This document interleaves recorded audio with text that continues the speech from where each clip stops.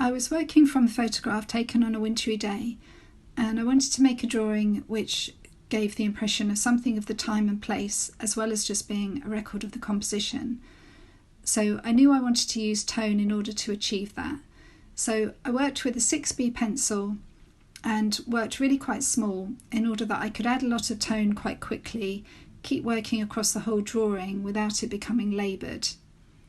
So you can see that straight away I put tone across all of my drawing and then started adding in some darker tones as well, simply by increasing the pressure of my pencil and thinking about how I wanted to build up some of those tones and where the tones, how they were going to be distributed across the drawing.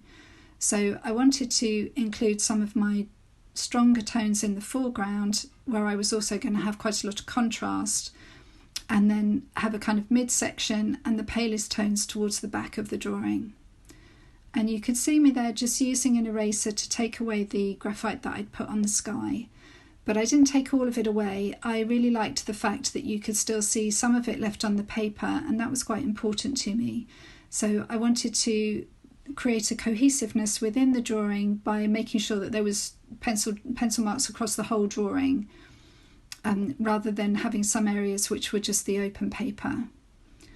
And then as I carried on with the drawing, I really switched between using the small eraser, a large eraser, a blending stick and the pencil.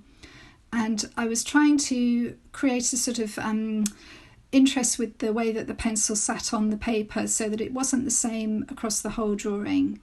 So for example, on the pavement, I used the blending stick quite a lot and really pushed the pencil into the paper and tried to create a sort of slick effect, which gave the impression of the puddles on the pavement.